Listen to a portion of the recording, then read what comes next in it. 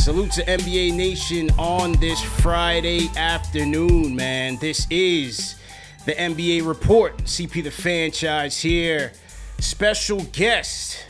You guys know him, man. He's well known around these NBA Twitter circles, around this NBA media circle. He goes by the name of Rob Perez, a.k.a. Worldwide Wob, in the building. On today's show, we're going to recap Game 1 of the NBA Finals. Nuggets strike first, 104-93 over the Miami Heat. Also, the latest on Ja Morant, man. We're going to react to that. Adam Silver's comments sounding kind of cryptic. We'll see how that fares for young Ja Morant. A lot of coaching changes being made over the last 2 weeks, man. We got Frank Vogel now signing on with the Phoenix Suns. We'll talk about that. Plus, for my Knicks fans, man, we will not disappoint you, man. We are going to get into this Knicks talk. So let's get into it, man. The NBA Report is here. Hit that thumbs up button for your boys. CP the Franchise, Rob Perez in the building. Rob, how you doing, man? Welcome to the show, man.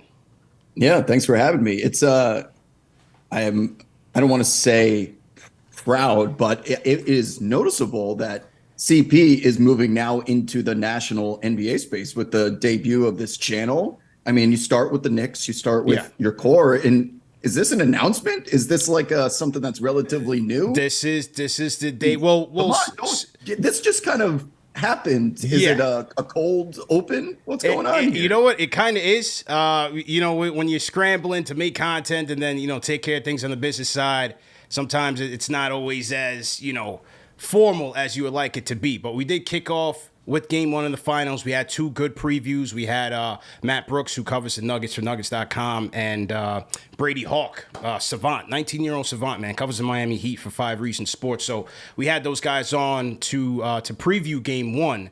But this is the official kickoff of our daily show, where we will recap the news, the rumors, game recaps with special guests such as yourself, man. So definitely appreciate you being. It's a daily show. Yeah, man, you're really putting in the grind. And we were just having this conversation before we went live. For those of you, obviously, that weren't in the room, CP was asking me, I live in Los Angeles now because born and bred New Yorker, live in LA. And I said I was going to save this for the show.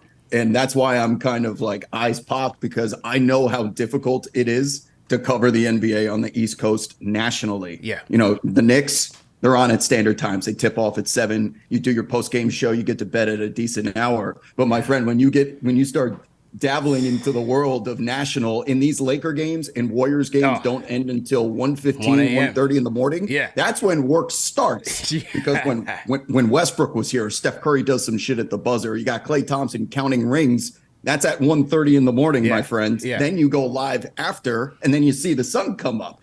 So are you, I don't know enough about you personally, but do you have a family that you take care of, that you live with? Are you single? I have the luxury of being single myself, which definitely have a family, but we won't be doing the nighttime post-game recaps like we do with. Okay. Yeah, this won't be 1 a.m. me, burning the midnight oil here way in the morning to talk Lakers. We're going to do this the day after, kind of recap it and bring in our panelists as such. So awesome. That's pretty much how the vibe is going to go. This is mainly going to be a daily show type of format. Perfect. So, but nighttime, we're still going to be on the KnicksFanTV vibe. So we'll definitely look forward to having you on there to do some post game as well, man. For sure. Good luck to you. Yeah. There's never a shortage of content, put it that way. You know this. That's why you got into it. Absolutely, man. We'll definitely appreciate it. So let's talk Game 1, man. Nuggets versus Heat last night. Nuggets winning this thing 104-93. And you know what? For me, this game pretty much went as I expected it to go. You had 5 Nuggets in double figures. There was the rust versus rest conversation, and Nuggets, from the opening tip said, we're good. We're good to go. I mean, they were the aggressors on both ends of the floor. You saw Aaron Gordon really taking advantage of those switches, of the mismatches there. And then from there, their stars took over, man. It was Jokic. It was Murray. Jokic just once again being brilliant. 27 points, 10 rebounds, 14 dimes. I mean, he didn't take his first shot attempt until about a minute left in the second quarter. But they were still dominating. He was still, that just shows you the brilliance of Nikola Jokic, especially on the main stage. By the end of the first quarter, he's got 6 dimes. He's wheeling and dealing. He'd have no answers. And then what Jamal Murray's able to do, coming back on top of that, 26 points for Murray, 10 dimes, 11 to 22 from the floor. His arsenal just being unlimited. This is the way I thought it was going to go. If there was a game where the Heat were just going to come out kind of flat, I thought it would be this one, coming off of Game 7, an emotional win for them, but just coming into a tough place to play against the best team in the league.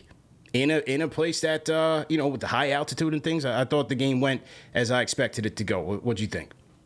First of all, you want to talk about efficiency? 0 fast break points in the first half for the Denver Nuggets, and they still put up 54, 57 points. Yeah. 0 fast break points. Those are supposed to be the easy ones. Yeah. That you get out in transition, you cherry pick, you got layups and open shots.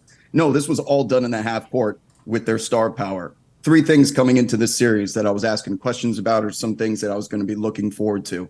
The first of which is chicken and the egg theory with the Nikola Jokic versus the Miami Heat 2-3 zone.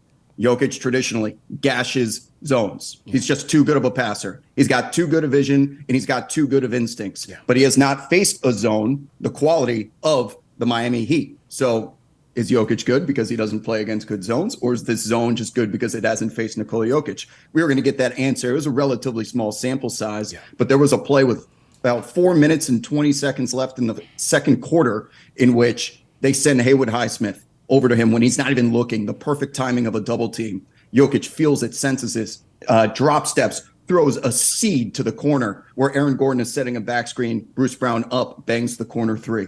That was one of the very few instances that we saw a double team or zone-like principles. And I don't know if the Miami Heat, with the size and athleticism and the wingspans that they have, they're used to being able to recover and close out against certain teams. But Denver is a different animal. Number 2, there's 2 buckets of 3-headed monsters of role players, if you will. Let's start with the Miami side. You've got Gabe Vincent, Max Strus, Duncan Robinson. On the Nuggets side, you've got Aaron Gordon, KCP, and Michael Porter Jr. They would all qualify as the others, right? What I want to look at after every game is how these 2 buckets of 3 players are going to shoot from three-point land. The guarantees in this series, Jimmy Butler, Bam, Jamal, Nikola Jokic, they're going to get theirs regardless. Yeah. But if they're able to break down the defense and kick it to the corner for a punish 3 to punish the defense for leaving them open, I want to see what those 3-point percentages are at the end of the series. Game 1, I'm assuming also that they're going to average about 15 to 20 total attempts per game. And if this were to hypothetically go 6, that means each of those buckets is going to shoot 100 threes total. So we'll have a decent sample size by the end of this series and see which of those 3 can make the defense pay. Last night for Miami, 6 of 21. That's not going to cut it. 6 of 21. Max Strus, 0 of 9, 0 of 10 from the floor. It's not going to cut it, man. Yeah. You have enough disadvantages out there in terms of talent, size, bigger, faster, stronger. It's SEC football versus Big Ten out there, okay? That's what I'm feeling in terms of talent.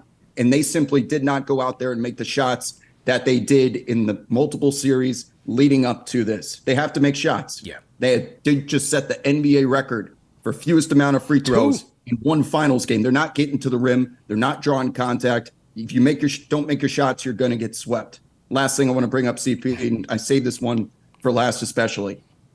In that series against the Knicks, Jalen Brunson could not even get the ball inbounded to him because Gabe Vincent was picking him up 94 feet inside of his shirt. We're just letting Jamal Murray be comfy now because Gabe Vincent, he's out. Jamal Murray is just skipping along. Like no worry in the world as Gabe Vincent's waiting to pick him up the moment he crosses half court. You cannot let Jamal Murray just get comfy because he will make you pay. So I would, if we're talking about adjustments moving forward for the remainder of this series, the first of which I think we see from Spoelstra is him putting the full court press with Gabe Vincent back on. Make it difficult for that man to walk, let alone dribble. And by the time we get to the fourth quarter, the jab to the chin analogy for boxing may come into play. Yeah, no question about it, man. Jamal Murray, he's just in some sort of zone right now that you're going to have to try to make him uncomfortable because his shot making is at an elite level right now. And it's great to see him coming back from that ACL injury and just shining bright on this main stage because I haven't seen a team being able to slow him down in this postseason whatsoever. You mentioned the Heat role players, the stars of the Boston series, and mostly of the playoffs, man. Their role players really stepping out. Cody Martin, Caleb Martin, especially, 1 for 2 from downtown. Vincent was good, 5 for 10 from downtown, but Strus, you had 0 for 9. Duncan Robinson, 1 for 5. So the Heat shooting 33% from downtown. Things are going to have to, for them to win this series, a lot has to go right for them. And that's going to be one area of it. They're going to have to shoot the ball a lot better. As you said, the 2 free throw attempts, brutal. But the person that I'm looking at on that end, it's got to be Jimmy Butler, man. It starts and ends with Jimmy because those guys, as we named, they've done a good job, a commendable job of putting the ball on the floor. But when you're talking about putting pressure on the rim, as Jimmy Butler said last night in the postgame press conference, it's got to be him. He has to be that guy who, in the regular season, as we saw, one of the best to do it, can get to the free throw line 9, 10, 11 times and get those cheap points. That's how Miami's going to be able to get it done. Get those cheap points, get out in transition, force turnovers, which they were able to do so well against the Celtics and the Knicks. This Nuggets team is much more disciplined. And from the Nuggets side of thing, what the interesting thing was, as we talk about the three-point shooting, they only shot 30% from 3. They left buckets out there. But nevertheless, they were still able to put up the 104 points, but despite not shooting well from 3, because they're so precise in the half court at getting you easy buckets. That starts with Jokic. The constant movement, the constant motion, they just play sound basketball. As the guy said on the telecast and even afterwards, there wasn't a bad play out there that he made at all in that game. Every single read he made under a pressurized situation. This Miami defense is solid. They're good. He made every single play on the dime. And that's just, when you talk about what you're going to take away, the Nuggets just have so many ways to kill you, man. So many ways. Do you send a double team? We saw what happened when you send a double team. Right. He just throws a dime to the corner and it's a wide open 3. If you don't send a double team, he gives you a Sombor shuffle, and that's just geometrically impossible to defend. You send Bam Adebayo to leave him on an island against himself. And I had this theory coming into the series that it didn't hit me, CP, until Game 7 of the Eastern Conference Finals, that Bam had not been tested by an interior scorer/creator like Nikola Jokic in the playoffs. So let's go through his opponents, because Giannis qualifies. Giannis is barreling towards the rim at all times, but he's split time between Giannis and Brook Lopez. And Brook Lopez now has developed his game to be more of an outside-in threat, stretching the floor, elite three-point shooter, kind of out of nowhere. We move to the Knicks series, and Mitchell Robinson and Isaiah Hartenstein, we love them to death. But even you and I, the most Knicks fans in the world, would agree that this is not Joel Embiid saying, clear out, give me the rock, and let me go to work. There's a lot of tapbacks, pressuring the rim on second chance opportunities and offensive rebounds, but there's not a whole lot of turn and face, I'm going to challenge you one-on-one getting to the rim. We get to the Boston Celtics series. You got Al Horford, who is Brook Lopez in a lot of ways, stretching the floor. You have Robert Williams, who has a lot of Mitchell Robinson qualities to his game. And Bam Adebayo gets his 3rd foul at the 2-minute mark in the second quarter of Game 7 in the Eastern Conference Finals. And that's when it hit me. Holy shit. I'm like, has Bam been in foul trouble once this entire playoffs? Because they sure as hell don't have any safety nets. If he's to get hurt, foul trouble, suspended. We saw what happened to Cody Zeller. What are they going to do? Go to Udonis Haslem? And I'm sitting like, man, why couldn't we pressure Bam? He's a great defender, and he's staying out of foul trouble is most certainly a skill. But he has not seen the talent of someone like Nikola Jokic. Arguably no one has, because this might be the best player in the world here.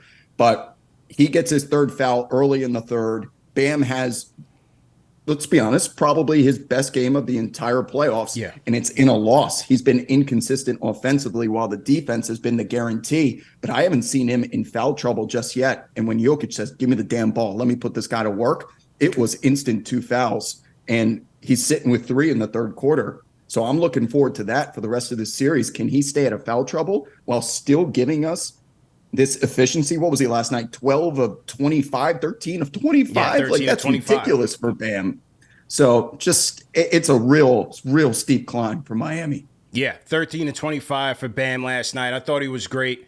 And the story about him is always not about his defense, because we know he does that at an elite level. It's that offensively, can he string that together? I thought he was brilliant last night, especially offensively. Can he do that again? 26 points, 13 boards, 5 dimes, while still trying to solve the Jokic puzzle. I think we'll have to see what happens there on Sunday, because they're going to need every bit of that in order to have a chance to win. I also like the way that he was passing, especially feeding Jimmy Butler.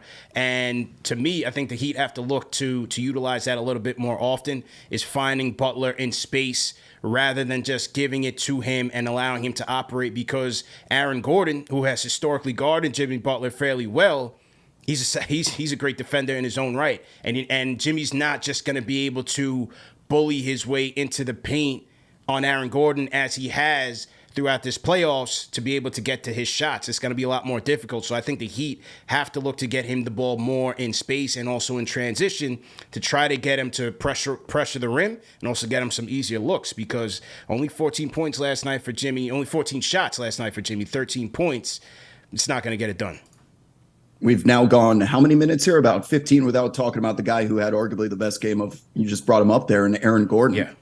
First half, there are examples of him bully balling, sealing, taking advantage of a smaller defender. Max Strus, Gabe Vincent. It didn't matter. They tried to put Caleb Martin on him. Aaron Gordon is a gigantic dude, by the way. And we take it for granted because of his versatility. And we see him in dunk contests just kind of floating. Like, no, this man is built like a linebacker. He's built like a fullback. And when he recognizes that he's got position down low against a mouse in the house, he was just relentless at taking advantage of it. And we saw in Game 4 of the Western Conference Finals, the Lakers came out there down 3-0 with the strategy of, we're kind of going to leave Aaron Gordon open. And if he wants to take and make threes against us, we'll go home and get swept. Yeah. And guess what happened? I think he went 5 of 9, if I'm not mistaken, in that Game 4 from 3. And it wasn't just that. And I mentioned this on my post-game show a lot, but when dudes get left completely open in today's NBA, let's come up with a couple of examples of guys that get completely left open. Russell Westbrook outside the perimeter. Yeah. Ben Simmons outside the perimeter. And I guess in this case, Aaron Gordon, at least in these particular situations. And the reason for that is you're not worried about them shooting and beating you from 3. But what that allows, these are NBA players, by the way. This is not Stanley from The Office dribbling around out there. That they get the ball and they have a clear sight of vision. And these are good basketball players that can pass, that can make plays. And even if they don't have the ball in their hands to do that, they get a free runway to get to the rim. And if you have an Aaron Gordon, who's an excellent offensive rebounder, just has a red carpet to the rim, tip slamming and killing you on the glass because you have no one marking him. So last night, as I am watching Haywood Highsmith in that example we talked about before with 4 minutes left in the second quarter, leave Aaron Gordon. He's used to being left open. So guess what he does? He makes himself useful while not just operating in space. He back screens Kyle Lowry. Nikola Jokic knows it. They've got the chemistry, and it results in a wide open 3. So leaving him completely wide open in theory makes sense, because Aaron Gordon is probably the worst 3-point shooter of the starting 5 for Denver. It's levels to this, man. And he knows exactly how to make himself efficient without ever needing the ball in his hands, regardless if he has a defender on him or not. It's almost like, because he's been able to fit in so well with this team and sacrifice his game, we almost forget that this guy was the number 1 option with the Orlando Magic a couple moons ago. So he does know how to, take the ball and get it going, especially when he's on a mismatch. As you said, he has a size advantage, and he just did a good job of just forcing the aggression early and really just letting Miami Heat know, like, listen, this is not the Celtics.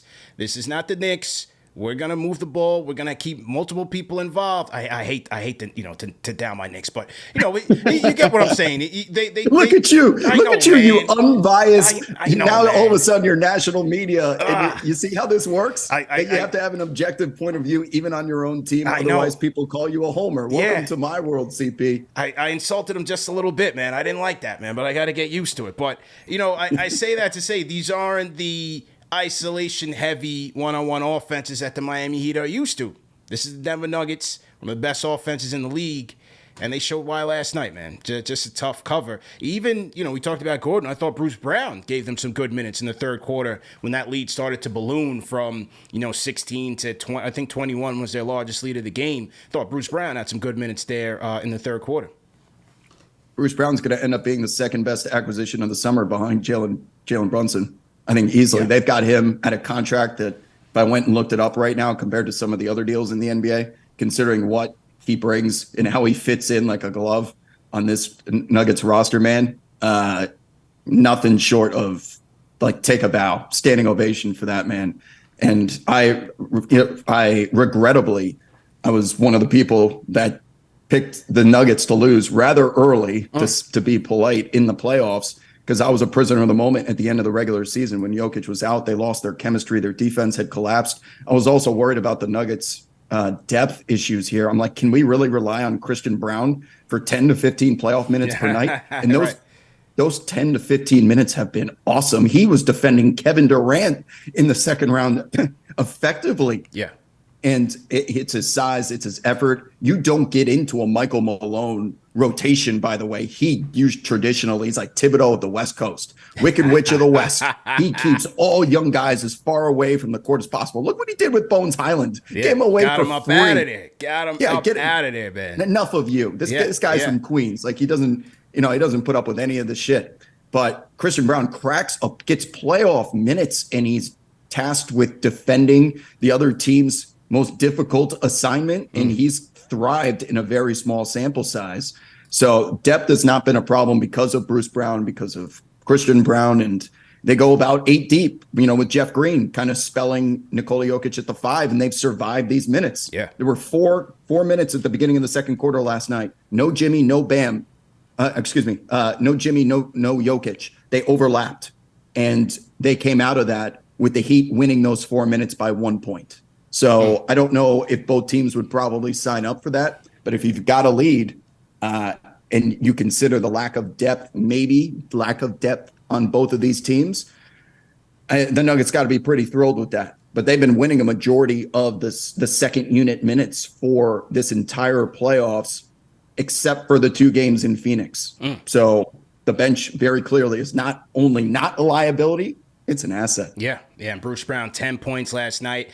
Bruce Brown throughout the playoffs has outscored the entire Nuggets bench. So great pickup for them. I like that pickup in the offseason last year. I had no idea why the Nets let him walk, but no thanks to Katie and Kyrie.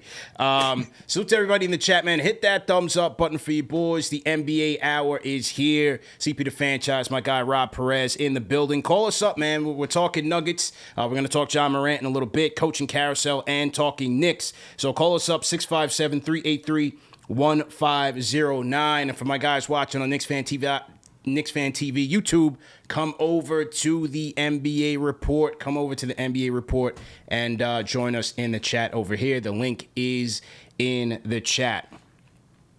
Rob, Tyler Herro, another storyline, because I think the Heat are going to need him, especially in this series. Now it feels like it. We were talking about, don't, if it's not broken, don't fix it. Yeah. Well, after what we saw last night with those second unit minutes, man, all hands on deck right now. Yeah. And, the speculation that he could be coming in as early as Sunday, but best chance is Wednesday, game 3.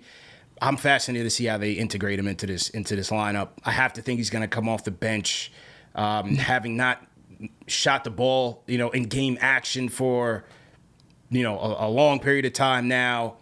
Will there be a rust factor? Will there be a conditioning issue, especially in Denver? Are they going to bring him in game 2 in Denver? How do you see this thing playing out, man, with Herro coming back into the fold? He's going to play those 5 minutes, most likely, that Jimmy sits at the beginning of the second quarter. Jimmy's got to rest at some point. I think he can't go 48 minutes for 6 straight games to close out this series. He might have to, but I don't know if that's possible, even for that psychopath. So in those 5 minutes to start the second quarter, Tyler Herro will be out there. He's a high-usage guy, kind of East Coast Jordan Poole, if you will. When he's out there, the ball is going to find his fingertips, and it's going up even before it touches him.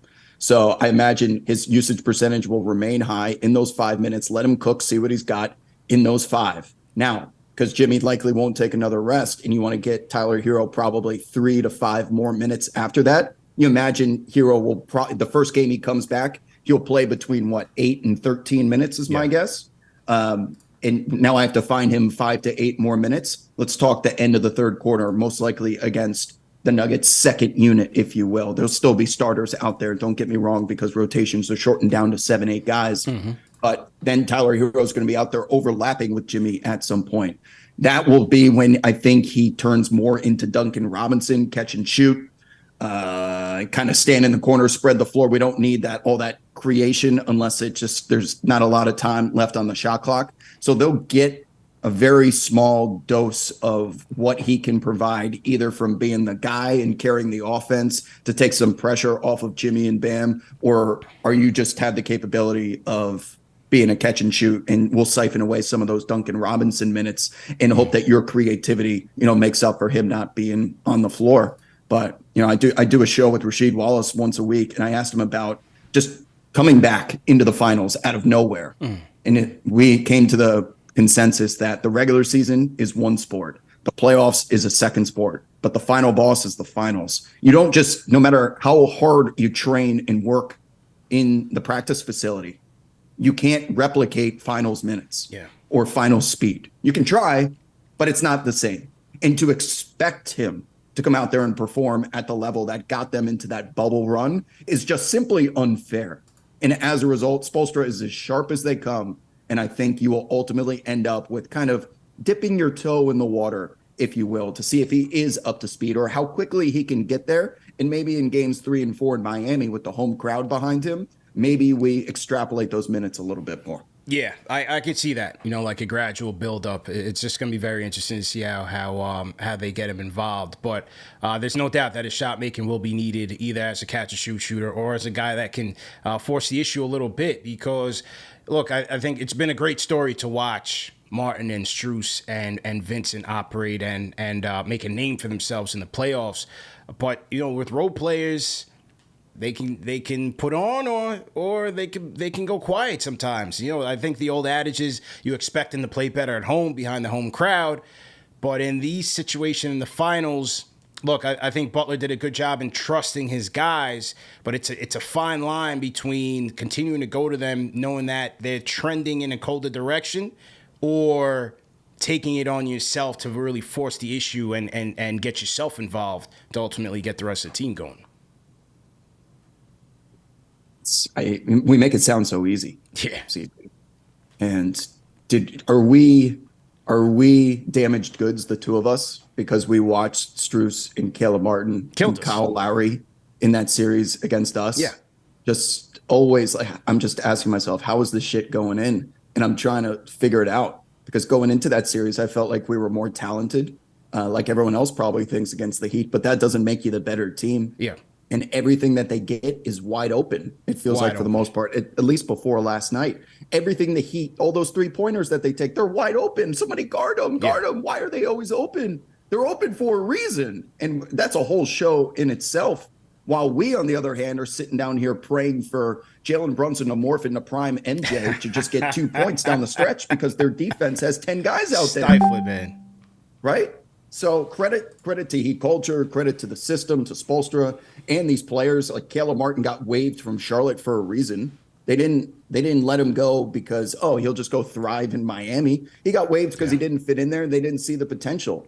But very similar to the New England Patriots, just they pick someone up off the street and then they become a monster the moment they put on the jersey, man. Plug and play. And that's what we're seeing now with this Heat team. It's frustrating as hell, but only because of jealousy. Yeah, that's a fact. I think after the Heat series, I immediately went to go look at Max Strus's contract to figure out how we could get him with the mid-level exception. But, we'll see how that goes. We do have a call on the line, area code 732. What's your name? Where you calling in from? Wah. Dan from New Jersey, my guy. What's good? Now, Dan, do you have a finals point or are you calling to talk Knicks? We didn't get to our Knicks segment just yet. I know, man. But listen, I did it, right? I'm the first caller on the NBA report. Yes, you are the first caller, sir. Yes. How are you, man? Let's go. Yeah, I do want to talk finals, man. I do want to talk finals. Okay. Listen, man. I think Jokic is one of the smarter superstars out there, man. Because listen, I feel like what separates Tatum and let's say, some other high-level player from a Jokic, a really, like, qualified, super awesome all-NBA player versus a world-class, world-beating MVP, I think what separates those two kind of players is exactly what we saw last night. If you paid attention, you would see, like, Jokic wasn't doing anything offensively, it seemed like, the first 7 minutes. That's because he was taking what the defense was giving him. He was letting his boy Aaron Gordon cook. He was letting, like, his guys shoot. He was spraying. He was doing what he needed to do. He knew he was going to get his offense eventually. He never forces anything. Like, Never. He plays the game in such a smart way, man. He's just such a good player. Like, I really have the utmost respect for players that have all the ability in the world and they still defer to teammates when they know that it's the right thing to do. And he does it at such a high level, man. He's such an exceptional passer, such exceptional court vision. I don't know, man. I feel like people have been sleeping on Jokic for a while, man, but this guy's for real. Yeah. Appreciate it, man. Appreciate the call, Dan. If you're going to stay on for the Knicks talk. Just either stay on or jump in on the Discord. Yes, sir. Appreciate it, man.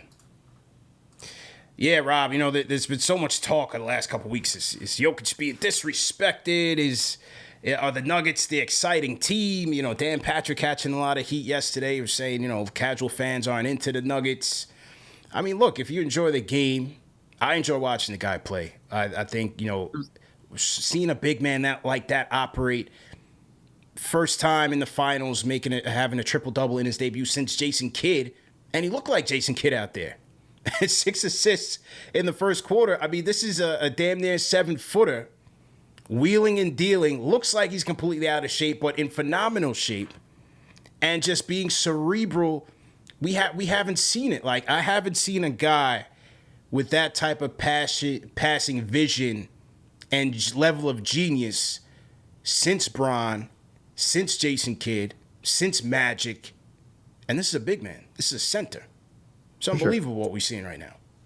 First and foremost, let's say the quiet part out loud. This whole Jokic disrespect that he gets is a narrative that is brewed up, starting with Denver, okay? And the reason it starts in Denver is because they're just not specifying that every ESPN, Fox, NBC show is talking about the Lakers all the time. Right. And therefore, we won the series. Why don't we get the recognition? When they say we're being disrespected, you need to be more specific that it's more legacy networks. Yes. Because Lakers put butts in seats, and linear television business model is built around ratings. Right. Therefore, they create content that gets ratings. But if you're looking for Nuggets content, it's out there. You're just not looking in the right places. There are some great Nuggets creators. Yeah. People from Serbia that spend their entire day just talking about Jokic. Like, you can find someone that interests you, but you need to open up what your perception of the disrespect entails. Yeah. Now, if we get to the actual Jokic part of it, I think I had this convo last night, as a matter of fact,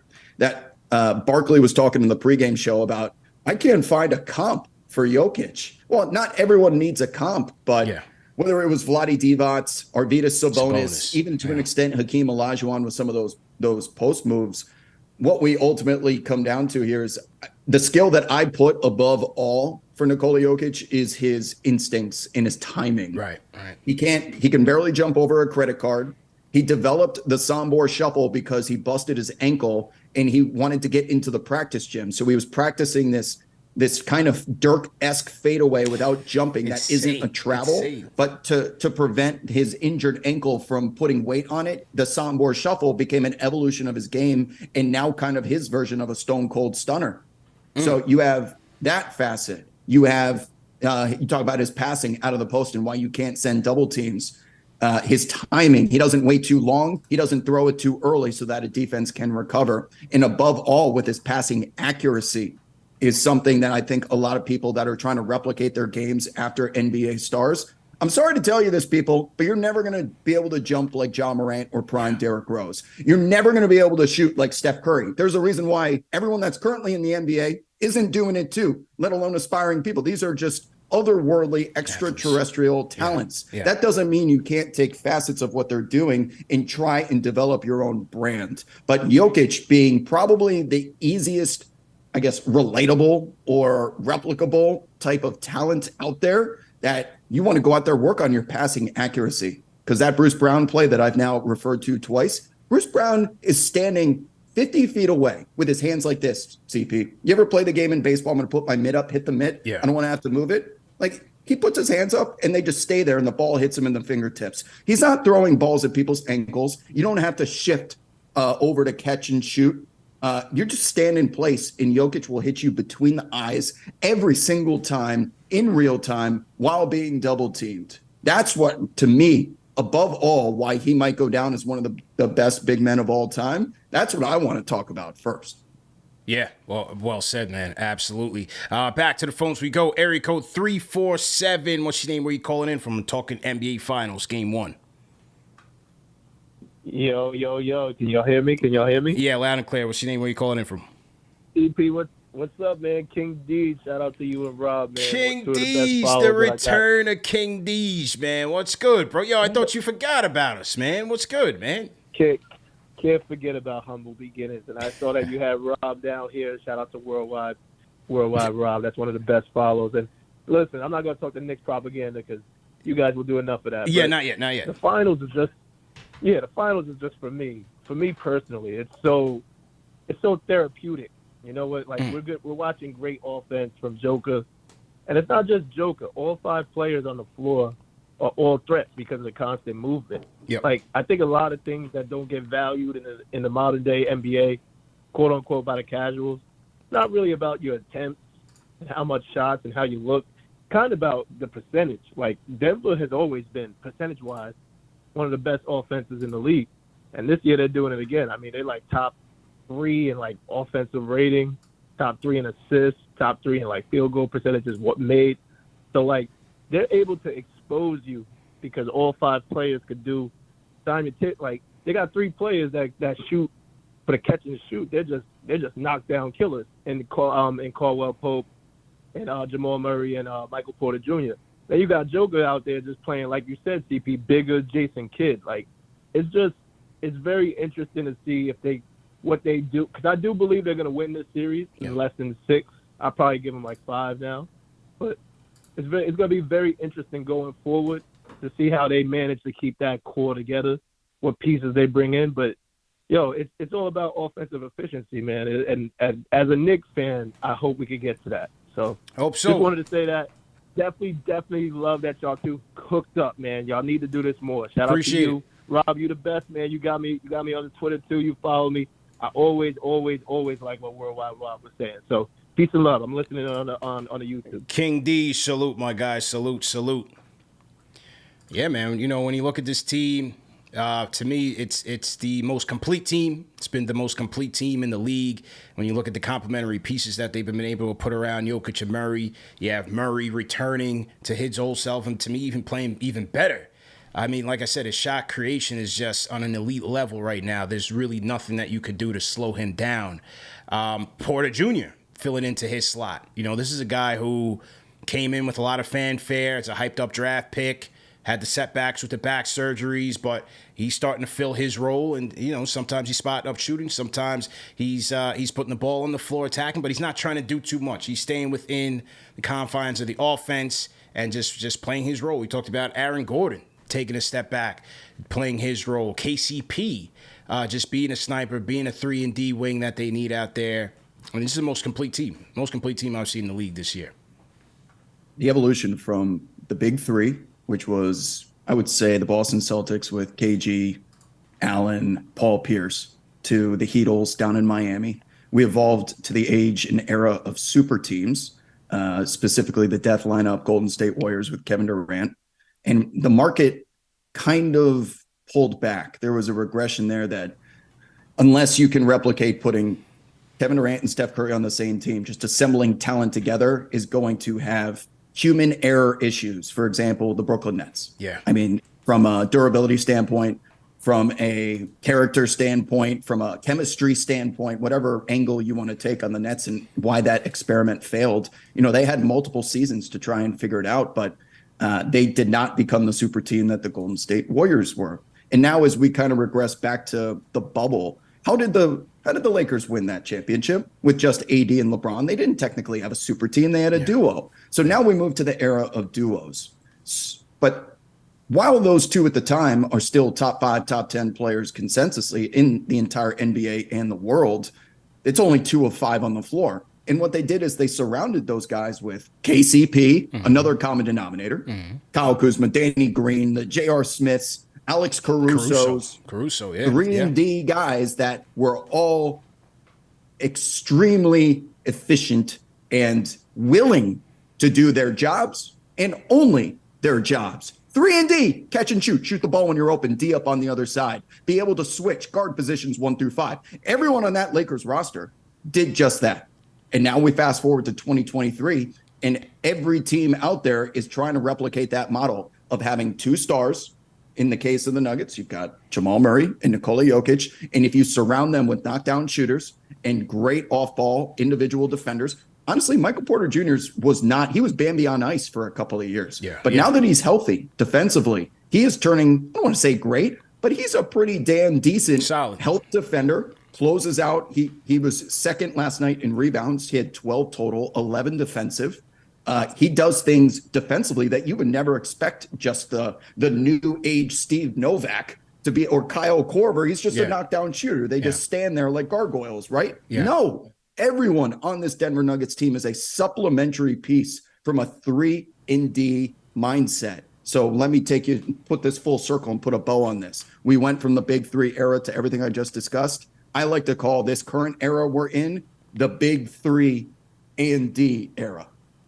There you go. Yeah, there it is, man. And with the new CBA looming, I think that'll be the trend. You're not going to be able to feel those big threes and still have your depth. Like, that's just not going to happen. As you said, the Nets were impacted by that. I think that Kevin Durant and the Suns are going to be looking at that as well, where their depth has been impacted. So I think you're going to see a lot more investment in analytics. And just, trying to put those complementary pieces around your 2 stars. You'll have more capologists trying to maneuver in that cap and trying to find those bargains on the margins, because there's going to be some severe penalties if you hit that second apron when the new CBA kicks in. And so the Clippers are going to be looking to untie some knots. And Golden State's going to be looking to untie some knots. They have a bill they're looking at a bill of potentially $500 million coming up next year, which is unheard of. Miami had its Miami. They had to give away James Wiseman for free. They had to give up on James Wiseman so they didn't get to that 500. They would have cost him in luxury tax repeater offenses. Yeah. It would have cost him $150 million just to keep him on the roster. Insane, man. So, hey, maybe that bodes well for us Knicks fans. We're going to get to the Knicks topic in a little bit, but hey, maybe there is hope on the horizon here. We'll see what happens. But let's talk about Ja Morant, man. Let's talk about Ja.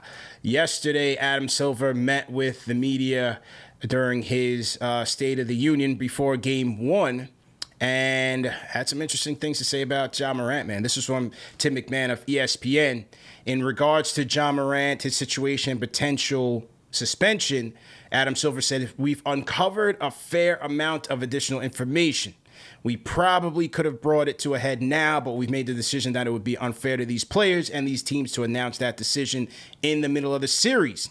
He also says, Rob, that he expects the decision regarding disciplinary action against Ja Morant to be announced as soon as the finals is over.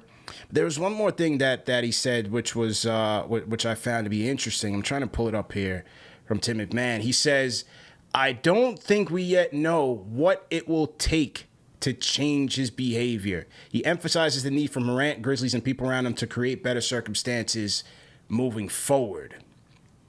Now, no announcement has been made in terms of number of games, but how did you react to the commissioner's thoughts there? So first of all, there's a lot to put into context here. The first of which is the quote that was making the Tim McMahon tweet, which is transcribed perfectly. Nothing wrong with it. But you know the way Twitter works. Everyone's rooting for downfalls. Yeah. So you look at the quote tweets of that, and I think it's upwards of, there's got to be a couple thousand quote tweets, and they're all the same memes of him dressed up in a Shanghai Sharks jersey or something and prepare to learn Chinese, buddy, or whatever that meme is. Yeah. So I was walking to get dinner last night, and I was watching the press conference on the phone. And when I heard that, I was like, oh, kind of, all right, that's something. But I think the tone of Silver's words was important too, because if he looked at the camera and did the whole Donald Sterling for life, like that moment was like, oh God, like, he was completely done. I didn't get that same sentiment from Adam Silver, and he is usually very good about remaining level-headed regarding anything positive or negative. To his credit, he doesn't, get emotional with his responses, and it's good for business. But I didn't take away the same level of doom that I guess everyone else did, because Silver would have been like, I probably would have alluded it a little bit more with his sentiment and tone, if you will. So while it looks bad on paper, I don't know if I'm ready to say that Ja Morant's going to get suspended for the whole year. But that's just one side. So now I want to play devil's advocate against myself. That was just one side of the door is still open, I think, for this to be a somewhat reasonable suspension. That's inevitable. Now, the other side is you read that quote and you say, what, he won't give us the decision now because he likely doesn't want to mess with finals ratings. And he knows if he has a press conference of Ja Morant is suspended for the whole year, people are going to talk about this for days. It's going to spill over into the real world because it becomes a Second Amendment. It's going to become political. Ja Morant is on ABC World News Tonight that I'm watching on with David Muir, like seen across the world. Yeah. That's how big this will ultimately get. And I do appreciate him saying we're going to wait until the finals are over because it's going to distract everyone from our business, as well as like Denver gets disrespected. Not a soul's going to be talking about Denver if Ja Morant's out for the year, in which he has a legal firearm or whatever comes about. But that word that he used right there, that there's more information to be revealed or whatever I'm paraphrasing, but there's more information to learn, suggests to me that there could be potential legal ramifications in which they need to take their time and make sure that this is all sorted out before we make a decision with the Players Association, who, by the way, they are coordinating with them. And it sounds like they might make an announcement together. I don't know if I've seen that before. Right. So that doesn't sound great. Right. Because usually the Players Association is always fighting back. Yeah. Right. As like their own, as a union would. Right. But they're doing something together. This sounds like a mutual decision has been made. And then above all, Adam Silver, in his response, discussed sitting down with Ja after the first incident. And he told him that the words are fine. Like the words that you're saying, tremendous, but it's going to be the actions that resolve this issue. And I can't speak for Adam, but it came off to me as we sat man to man. We laid out what you need to do. You agreed to it, and you ultimately did the complete opposite in real life. And therefore, I'm kind of personally, because I thought we came to just a human understanding. That's my interpretation. I don't know if it's fact, but it was the way that it was delivered to me. Now, you combine all of those things that I finally put into context for people listening, you're going to ultimately get a decision here on how to move forward. So we may learn that that gun was unregistered, or maybe that it was, and he was in a legal carry state. Therefore, we're doing this. But above all, Adam Silver, very similar to the way David Stern was famous or infamous for doing, may use Ja to make a point. And I don't know if I can blame him. Yeah, right on that, man. And this is what Brian Windhorst on Get Up had to say about the situation, courtesy of ESPN. Here's what Windhorst had to say. When you heard what Adam Silver said yesterday, what was your reaction? I've never heard anything like it. It was very unusual for him to basically say, I know what I'm going to do, but I'm not going to announce it now. And the second part is that he brought up that he's working alongside the Players Association in this.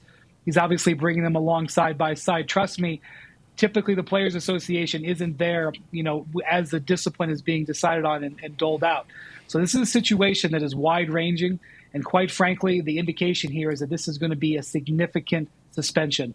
This is not the tone and the tenor and the fact that the Players Association is involved does not indicate this is going to be something similar to what we've seen before.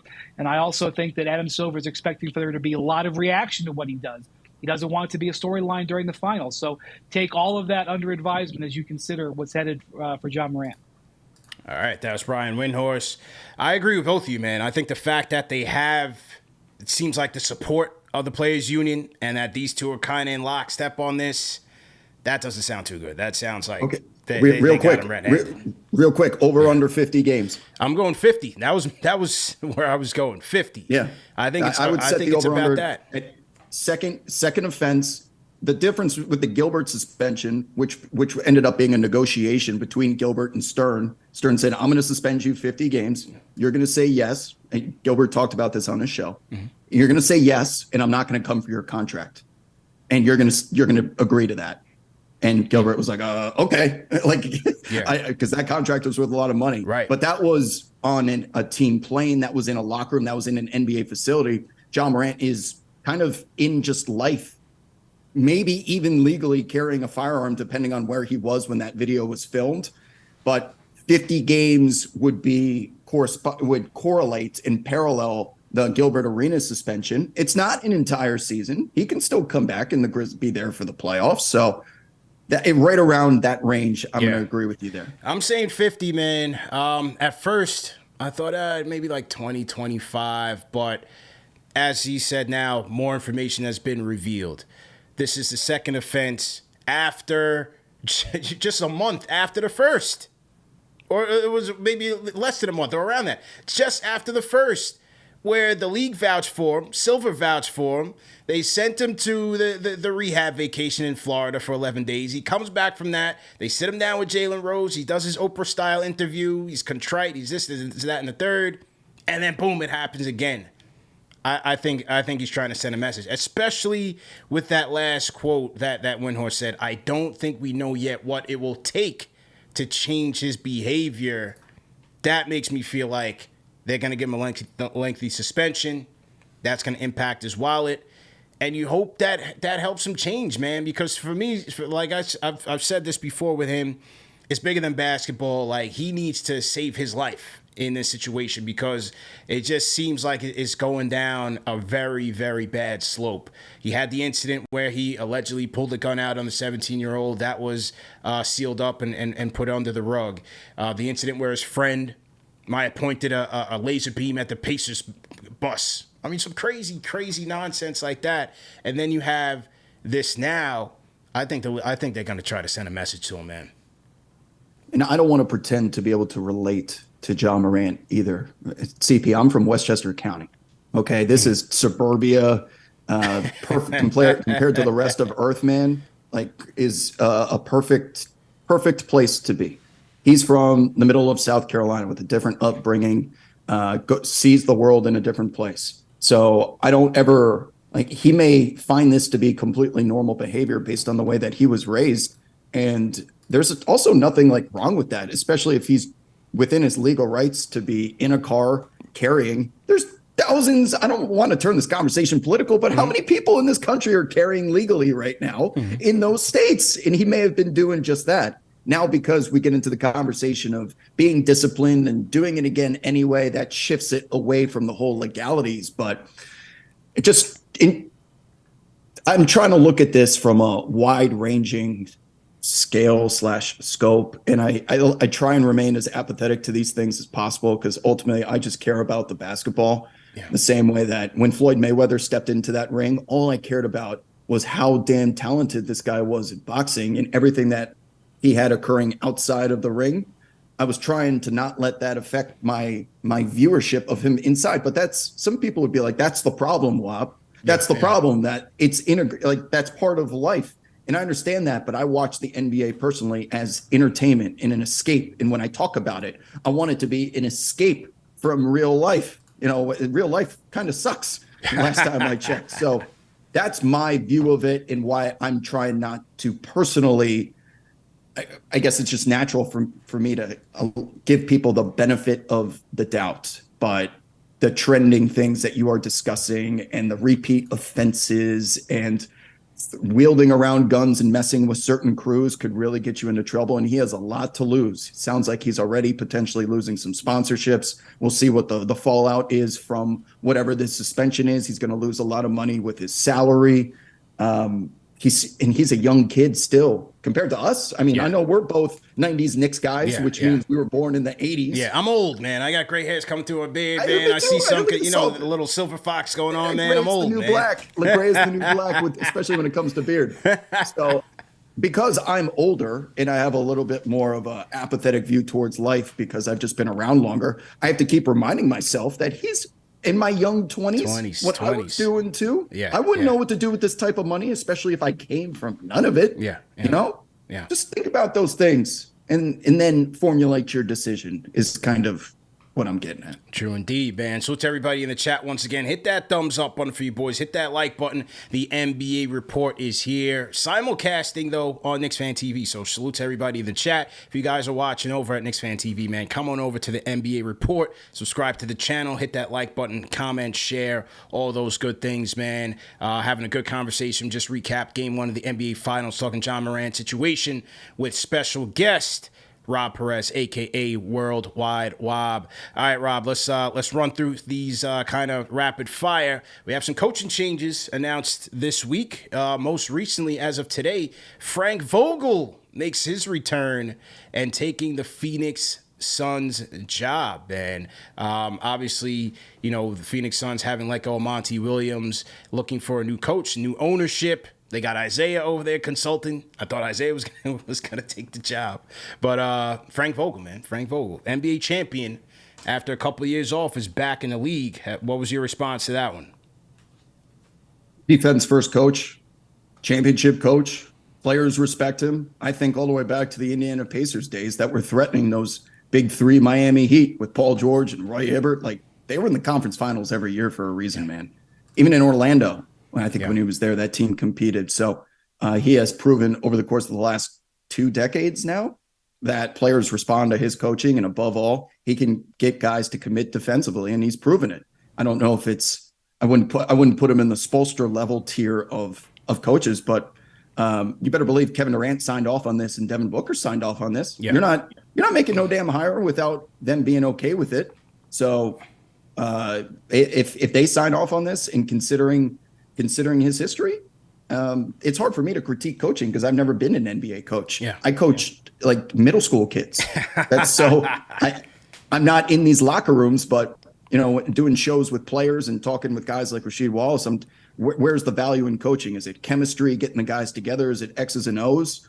And, he's able to reveal a lot of information about assistants that have very specific roles that turn into offensive coordinators, defensive coordinators, but it's the head coach that's responsible for just managing, what they are outputting. So at the end of the day, if this guy is good at getting to extract the talent out of his superstars and getting them to commit defensively, that's step 1 and step 2 for me, and I think Vogel has proved that. Yeah. Look, I think it's a solid pickup. A guy whose reputation for a defensive coach, whether it was at Indiana, Orlando, he had them had them competing. Lakers obviously won the championship. They were top 3 in defense for 2 out of the 3 years. I thought the 3rd year that he got there, they railroaded him and made him the fall guy, which is what you can come to expect. When teams struggle with championship expectations, the expectations go through the roof. So I think it's a fine pickup for the Suns. To me, where they need to figure things out is the roster. It's not necessarily coaching. When you have Devin Booker and Kevin Durant, your offense will be fine. It's the roster.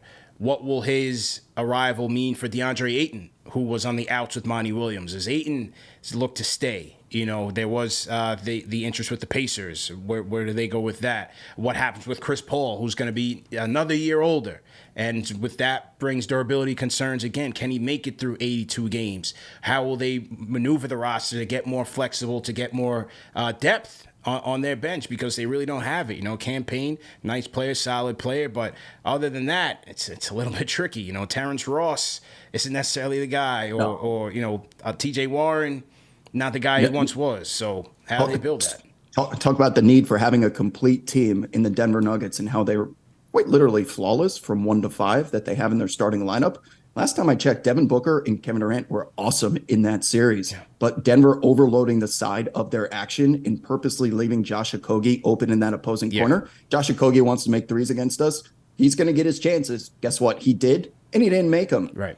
Denver, they make those. If you try and pull that shit against Murray and Jokic, they make you pay. Phoenix couldn't, and therefore you've got KD and Booker having to play 2-on-5 basketball because Denver knows that man in the opposing corner, if you want to make that skip pass, if you can make it, is not making those at a clip that's going to beat us 4 out of 7 times. Roster construction moving forward above all for Big Phoenix. Time. Absolutely. Joe Mazzulla getting the vote of confidence from Brad Stevens, man, will return next year as Celtics head coach. After Game 3, Eastern Conference Finals, Boston down 3-zip. Celtics fans wanted his head on a stake. He's overmatched. He's outcoached by Spoelstra. He doesn't know what he's doing. He's too young. You heard it all. They come back. They tie it up. They go to Game 7. I was wondering how the conversation was going to shift there. But Stevens says this is our guy, man. What do you think about bringing Mazzulla back? So last time I checked, in a vacuum, the Boston Celtics under Joe Mazzulla as the head coach went to the conference finals and played 7 games. Is that a bad season? Right. Only with a couple of franchises is that considered we didn't reach our goals. And Boston is probably one of them, considering their past. But you know what their past includes, CP? Joe Mazzulla, who was the lead assistant on a team that made the finals against Steph Curry in Golden State. So he was on that bench, all right? And I know he was the head coach, again, gets all the blame and all the credit. But he was one of those lead assistants that was part of that team getting further than they did this season. Does that mean, that doesn't mean, Wob, that he qualifies to be a head coach? I understand that. But I don't want to make this sound like it was a disappointing season. Were there times in which it seemed as if Eric Spoelstra was initiating moves and Mazzulla had to react to them? He was more reactive than proactive. Well, how many times has Spoelstra done that to coaches throughout his career? Down 3-2 against Philadelphia. They're in drop coverage in Game 5 at home against the 76ers. It's getting destroyed. The fans want his head on a stake. He gets out of it in Game 6. Jason Tatum responds as a result. They end up winning that series and coming back. Then they almost come back again in the conference finals. So now that the dust has settled in the emotion of the moment, we talk about being prisoner of the moment, everyone's like, Mazzulla is just not it. He doesn't have the saying that Udoka did. First of all, you have no clue because we're not in those locker rooms. And second of all, last time I checked, they always responded this playoffs. They lost Game 5 at home in the first round to Atlanta and Trae Young at the buzzer. Right. And then they went down to Atlanta and kicked their ass in Game 6. So they got up off the mat more times than I can count. But that credit will get lost because they ended up being one of 29 coaches who did not win the championship this year. And as a result, you just think about all of their misses as opposed to their makes. Yeah, recency bias is a thing, man, especially when we're in the social media age. I used to hear it every night covering the Knicks, especially after a loss, right? So it's natural. But with Mazzulla, it's like you got to look at the circumstances that this guy inherited the team under. I mean, they literally called him the week before the season's supposed to start. Say, hey, you're our guy. This is an assistant coach whose preparation going into the season is way different than a head coach. Nevertheless, he took it on. They were number 1 in the East for a long period of time. They fell to 2. They had their peaks and valleys in the season, like many teams do. Yes, in the playoffs, you could argue with some of his decision making, just like any other coach. But I think we just removed ourselves from staying patient and allowing not just players but also coaches to take their lumps, learn from it, and move forward for the better. Now let's see what he has. They lost 3 assistants who went with Udoka to the Rockets. That was announced literally the day after they lost. So they're gone. So now Stevens and Mazzulla can work together, put a staff around there, and see what he's made of. He's a young coach. You got to give him some time to get through his lumps. I think Stevens now, this is going to be his hardest job in terms of, number one, they got to figure out the Jaylen Brown situation with the Supermax. Can they do that and still keep their depth? And number 2, some of the issues that plagued them in the playoffs this year were sort of the same issues that plagued them last year. Number 1 was the depth. Even though they addressed it with Brogdon, and for 82-plus games, he was great for them, the forearm injury really put a huge strain on their bench. You look down the bench from Pritchard to, Hauser and all those guys, they just weren't it. They couldn't step up. And number 2, they got to figure out what is the type of playmaker or guard that they can have that can help move the ball around for that team? Because when you give it to Tatum and Brown, they're just inconsistent in that regard. They got rid of Kemba 2 years ago to put the ball in Tatum's hands more. It worked. It got them to the finals, but it just still seems like they need another guy that can help move the ball and get them easier offense. Then from the coaching standpoint, yes, they need to figure out some more ball movement, more player movement, because you get stuck in Brown, Tatum, my turn, your turn sort of offense, and that we see in the playoffs. It makes you very easy to defend. So I think they, too, need some roster tweaks to get back to this point and ultimately hoist up the O'Brien Trophy. Elephant in the room, CP. Jaylen, you want to talk about Jaylen Brown? You know what he's owed, what he can make now that he just got all NBA? We're talking about a contract that at one point in it will get up to $60 million a year. Given after those 8 turnovers in Game 7 where he can't even hold the basketball and dribble it around, you giving that man $60 million a year? That's hard. No, not right now. Not at this juncture of time, man. That's a tough if you don't come deal. If you don't come to terms with him, then the result of which is he's under contract next year. He'll most likely go out there and play and be the professional that he is. But you're not letting him walk for free. Not a talent like that at the end of the season. So then we're going to get to the trade deadline. We're going to have these KD, I kind of want to trade, but I'm not going to do it publicly. Maybe I am type deals. And do you trade Jaylen Brown for 95 cents on the dollar? Because a talent with the potential and talent as Jaylen does, let's just think out loud of a trade situation. He loves the city of Atlanta. He may go there as an unrestricted free agent. Why not get DeAndre Hunter and John Collins out of it if you could before he just walks down there and you get nothing back besides a sign and trade expiring contract and a future second round pick like we've seen with all these sign and trades in the past. They got a real big decision to make. I think they will ultimately come to terms with him on something just shy of the Supermax. But man, he better fix that dribble real quick. Big time. Big time, man.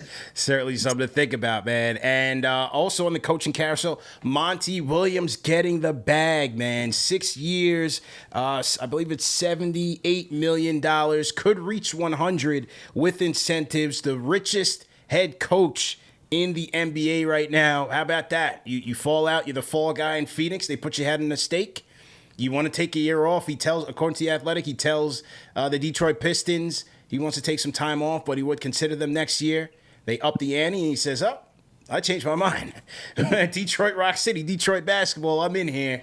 But what you think about that deal? Every man's got his price, first of all. Cash is a universal language, and there is no deal. Spoken by the legend Ted DiBiase, but go ahead. Yes. Cash rules all. Yeah. So, first thought about this is there's no salary cap for coaches. Right. So you can feel free to spend as much as you so please, like Detroit just did. 2x almost what Vogel's going to be making in Phoenix. And that doesn't mean Monty Williams is twice the coach, but that was the market for Monty.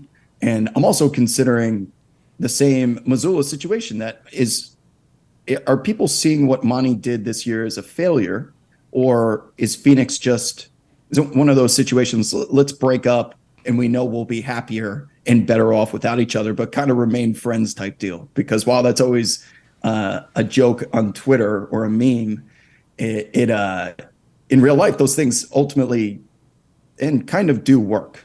Now, regarding this, so back in the bubble, when Monty Williams ran the table, won every single game, when Phoenix had a 1% chance of making the playoffs and almost pulled it off, he built that culture in that locker room. I will not forget that speech that he gave right before they left Orlando in Disney World. You fast forward to making the finals and Devin Booker's evolution as a superstar. And then, of course, Kevin Durant coming in this year. Yeah, they fell in the second round to the team that is ultimately going to end up being the consensus best team in the NBA if all goes to course as we saw from game one. So is losing to Denver even that shameful? No. What Monty accomplished to get them to this point, every single Phoenix Suns fan is standing at attention. Like, thank you, sir. Good luck to you. But someone else is going to take over to try and get us over the hump. Doesn't mean you can't. You're just not here. So now he goes to Detroit, where he very clearly has, want to talk about rapport with players. And I know him and DeAndre Ayton butted heads a little bit, but for the most part, I worked for the Hornets when he was coaching down there, down in New Orleans before they became the Pelicans. And he's a former player. And he's got, I don't mean to bring grief into this, but he has one of the most sympathetic, tragic events to happen to him in his life. What happened to his wife, his kids, and the drunk driver, that a lot of people have related to the way that he responded to that and how he's using the NBA to continue his life. I think there's a real personal connection that Monty Williams makes with players for all of those reasons, considering even he was once a former player and executive himself. He checks all the boxes, and clearly someone out there values that and is willing to pay for it. And you've got a young team in Detroit that has draft picks, potential young players, the same way Devin Booker was just a potential guy that became reality. Cade Cunningham could be the same way. Whatever pick they bring in, Jalen Duren could be the same way. And they're hoping that he's able to rekindle that magic in Detroit. I'm fine with it. Yeah, I'm fine with it. As you said, there's no salary cap when it comes to coaching. And so, they felt like this was their guy. They had to pay to get him this year. They got him. And listen, this is a coach of the year, a guy who had success with the Phoenix Suns. First year in Phoenix, took him from a 19-win team to 34.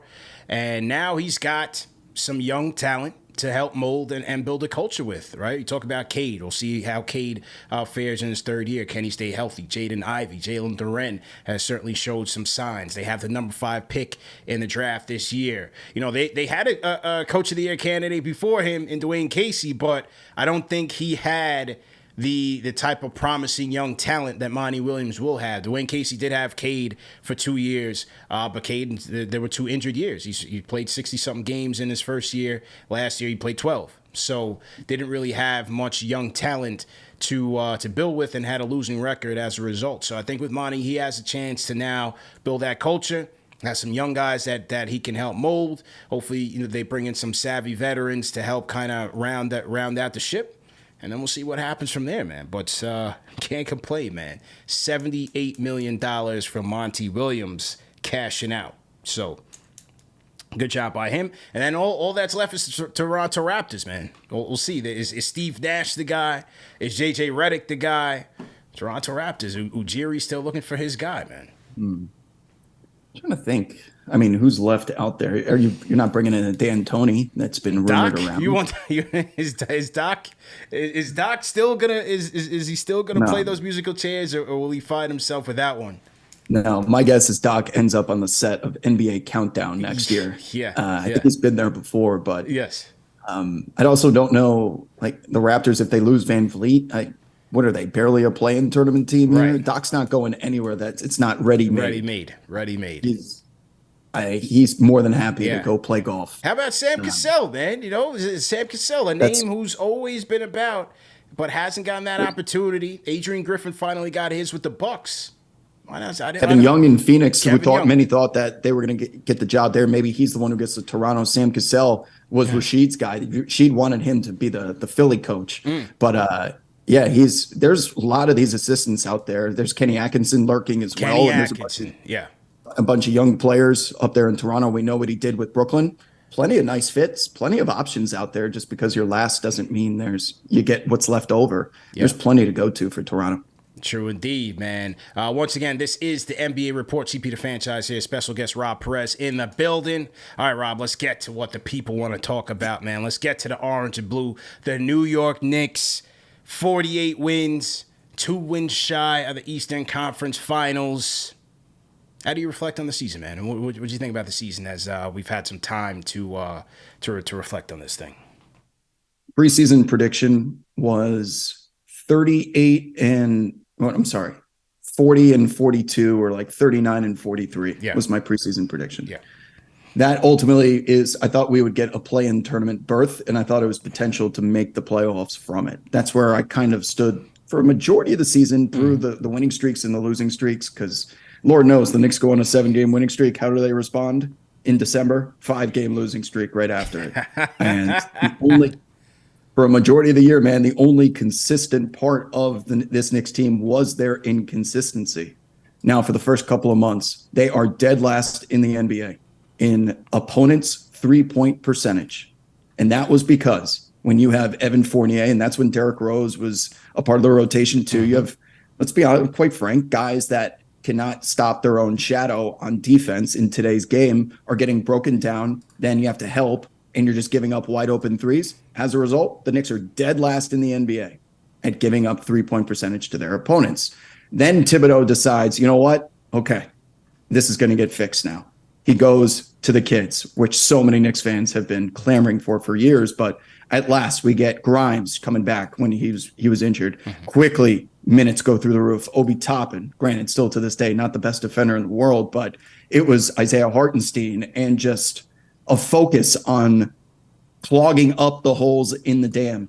And what happened from there was, I think, what all Knicks fans have been begging for these past 2 seasons and knew what the potential was, that you run Grimes and McBride, and at the very least, you'll get stops and allow the kids to get out into transition where Obi thrives.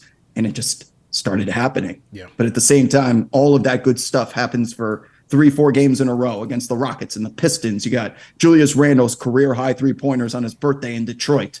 And then they go on national television against Kevin Durant in the Brooklyn Nets or Joel Embiid in the 76ers, and they regress back to blowing it in the final minutes because we're asking Julius Randle to make an impossible shot.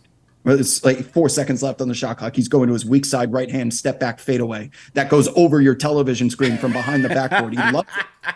But right when we rely on that stuff so many times, the Knicks had trouble closing out games against good teams in the regular season. So I'm fighting this. The Knicks are good. We're just the same old Knicks. And every time I say the Knicks are good, I'm a Knicks homer that just can't see anything wrong. When I say we're the same old Knicks, I'm Knicks for clicks. And I'm just one of those doomers that just almost likes the Knicks being bad. The different factions of Knicks fans that are out there. So it just depends which group is going to hate me for that week. But ultimately, we get to the end of the season, the Knicks figure it out. And I didn't lose a second or minute of sleep after that Miami Heat series because I felt like we emptied the clip with everything that we are capable of. The Miami Heat defense put us in a position that Jalen Brunson or Julius Randle were going to have to be prime Michael Jordan to beat us 4 out of 7 times. Jalen Brunson was twice, and Julius Randle, to his credit, a half a game in a game there and carried the team when Jalen went to the bench at the beginning of the series. So everyone kind of did their part. And I'm sitting here saying, well, it feels like we're more talented. We're deeper, but we're giving up open threes again. And we are in these close games that we have traditionally struggled to close out because we don't have Kevin Durant. We don't have Steph Curry. We have Jalen. He's damn good. And it's pretty clear that he can be the guy moving forward to close out a playoff game. But you're going up against such like nuclear star power in terms of coaching and opposing superstars. It's just a long-winded way of me getting to my point and asking you back, can we win an NBA championship with Jalen Brunson as the go-to guy as an alpha and Julius Randle being his sidekick? It's not that Julius Randle's a bad player, man. I just don't know if the way that he plays the game is complementary or supplemental to Jalen's. So I don't know what the answer is, honestly, but it does feel like we have a ceiling until RJ Barrett decides to be the best player on the team. And I don't know when that's going to come. Yeah, I don't see them competing for it with Julius. Jalen's fine. I thought watching him, I was very impressed to see him being able to maneuver and still operate against a very, very stingy Miami Heat defense. Also loved just the way he carried himself the entire season, just mentally being a leader, not letting adversity get to him, not being too high, not being too low. He has a perfect mental makeup to survive here in New York, and that's what you have to do, especially when you're dealing with such high expectations. But Julius, I just don't see it. He's a very talented player. In the regular season, his offensive bag, I say it's almost like a Dollar Tree version of Melo at times, the way he's able to make tough shots. He's a tough shot shooter. But in the playoffs, when those shots don't fall, you have to be able to counter. And for him, I just don't feel like he can impact the game enough if he's not scoring. And so that, number one, has to be on Tibbs. They've got to devise an offense, man. They got to devise an offense. Look at what the Nuggets are doing. Look at what the Heat are doing. Forget Jokic and his brilliance. Look at how the Heat are running their offense. We need an offense that is predicated on ball movement and body movement. For several years since Tibbs has been here, They've been hovering around the bottom of the league in all passing categories, you name it, from traditional to advanced. They don't move it well enough. Now, they were able to get by in the regular season because Brunson and Randle in isolation were problems. They were they were both in the top 10 in most double teams in the league. Right? They took care of the ball, especially Brunson leading that way. Knicks were very low in turnovers. They got after it on the offensive glass. Mitchell Robinson helping them clean up all the bricks, so they got second chance opportunities. You had Quickly's brilliance off the bench, Josh Hart coming in cleaning up things. So they were able to still maintain a top 5 offense in the NBA because they were doing all those things. But what happens in the playoffs when you can't win the hustle stats or when your threes aren't falling? They just didn't have enough, to me, to get around a tough Miami team. And so, where they go from here is gonna be tricky because now the expectations are through the roof. Now the fans are gonna expect not just to make the playoffs, but to make it to the Eastern Conference Finals, right? We made it to the second round now. So that's the bar. So where they go, it's gonna be tricky, man. And a lot of fans want to trade Julius, but my whole thing is that, Julius trade is not easy. It's not easy. A lot of fans feel like, well, it's addition by subtraction. You get more complementary pieces. You bring Porzingis in here and off you go. I don't think it's that easy. So let's talk about action items. Of course, first order of business going into the offseason. Can we all agree consensus? Re-signing Josh Hart, number one? He's here. Breast milk and all. He's already established himself. Yeah, he's chilling, feet up. I have never been so proud of someone wearing the number 3 before. Just the embodiment of John Starks, blue-collar Knicks basketball. That's right. I don't know where we would be without him. And I can't believe, despite losing our draft pick for him and just making the second round, I'm still like 2 thumbs up on that trade because what he brought on the glass, his defense, his timely shot making is something this team desperately needed. And they don't get to where they're at now with the opportunity against Eric Spoelstra and the Miami Heat unless it's for Josh Hart's presence. First to the floor, 50-50 balls, all the hustle stats that you can look up on NBA.com. Like, Josh, man, I know those don't go into the traditional box score or discourse on Twitter when people are talking about bags. But, man, you need a player like Josh Hart on your team if you want to be the championship contender that we're discussing. And I do agree with you that our ceiling is still very much the second round. And it's what's the opposite of Nikola Jokic passing out of a double team? It's probably Julius Randle. They sent double teams to Randle. This ball soars into the fourth row. Yeah, right, They're going to have to get courtside fans at the Garden to sign waivers because someone's going to get knocked unconscious by one of these Julius Randle passes that gets airmailed. And it's just so inaccurate. And it's always late. He waits too long to throw it. He's a damn fine scorer. He'll do there might be another situation for him in which, just being removed from the Knicks will make him even better. The same way some players, for example, Kyle Lowry in Toronto gets Kawhi Leonard in there, and we see the best version of Kyle Lowry ever. Dwayne Wade gets LeBron James in Miami, and then the Robin, Dwayne Wade, becomes the best version of Dwayne Wade in his career when he doesn't have to be the man. So by him moving to another situation in which he might be the man or is surrounded by those supplementary pieces, he still very much has value. He is an all-star. This year he was the Knicks all-star. I haven't forgotten about his durability. And while his body language is certainly contagious, it feels toxic, I see that also as he really cares, which means a lot. I'm not upset if we move forward with him. I just am going to have much more tempered, realistic expectations. And I know YouTube chats and shows love discussing potential trades, and I've thought about it too. But the NBA, let's all remember, is a salary capped business, meaning you can't just pick a player and say, ooh, that one would work well with Julius Randle. No, you got to match contracts. There are limitations with things like poison pills and bird rights, you name it. But is there a world, you want to talk about taking on an albatross type deal, bringing back a New York City kid and Karl Anthony Towns seems to be something both places are interested in. You go Randle, you go Evan Fournier, you go Emmanuel Quickly, and a protected pick. Is that enough to get back Karl Anthony Towns and Taurean Prince? And is that something the Knicks even want? Because he would certainly complement Mitchell Robinson well, being a guy that operates from the outside in. He likes shooting threes for some reason, but he's good at it. Would he fit in a little bit better as opposed to Julius Randle at that cost? Because that's ultimately what it's going to take. For Towns, I would have to think It's hard to think about. It's hard to know what they're thinking. I would have to think they want to replenish all the draft picks they lost in the Rudy Gobert trade, which, they probably should have, polled the NBA before pulling the trigger on that deal, because I have no idea what they're thinking. But I would have to imagine it starts there with getting unprotected picks back so that they can rebuild around Anthony Edwards. But, look, I think Towns obviously could help offensively and give you that floor spacing that you need. But there's two things that make me leery to get him. Number one, the durability. That's one thing with Julius. You know that from the preseason straight through, he's going to be there for you. Now, he did come up with a ankle injury, which anybody could have gotten, right? So, but durability, he's been there for the Knicks year in and year out.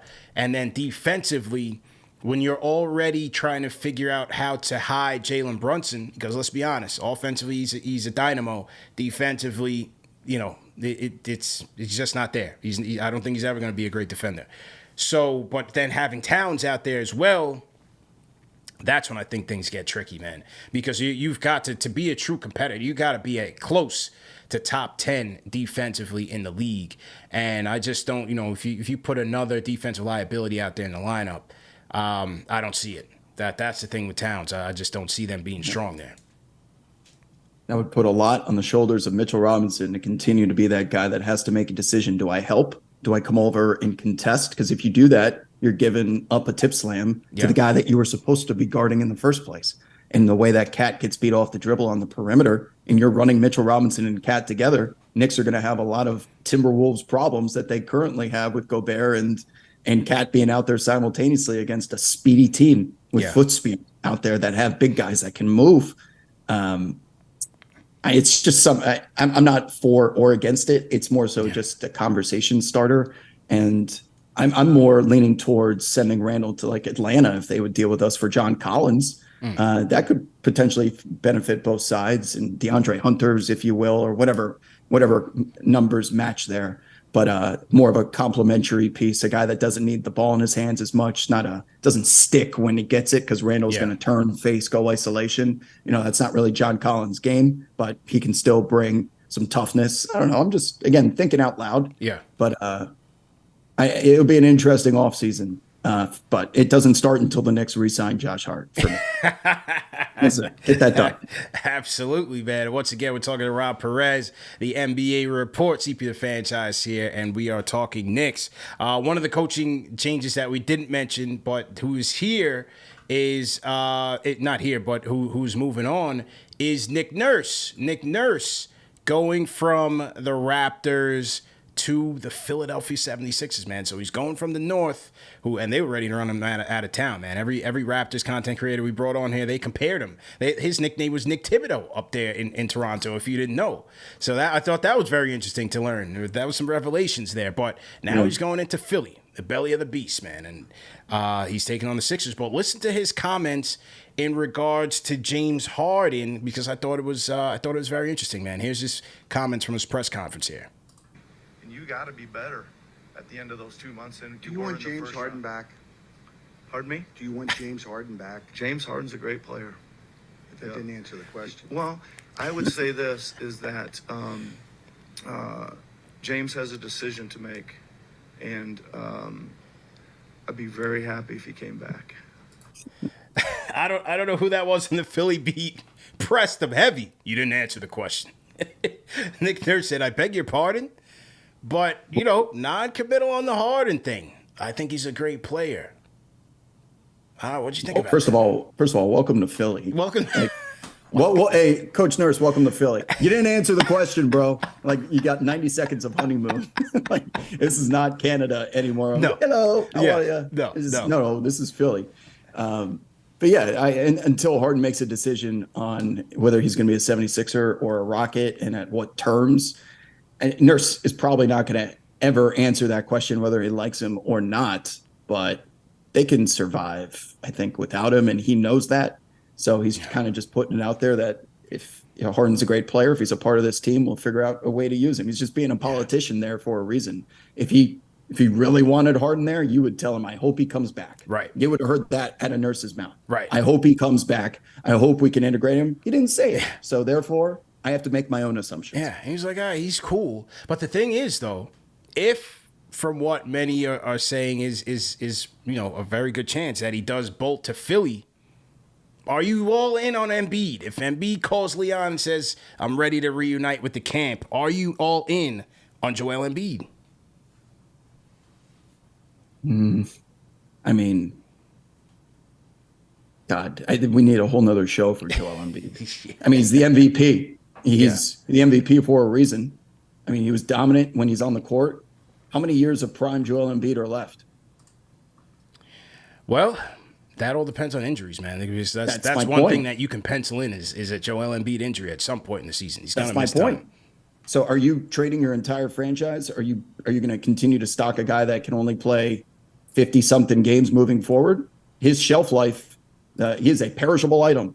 This big man with this type of versatility, he's got an injury list longer than a CVS receipt. So that's not his fault. But don't take LeBron's durability for granted that he can run 2+ decades as seamlessly. No one else can do that. 20 years. How many years left of this dominant form are we going to get?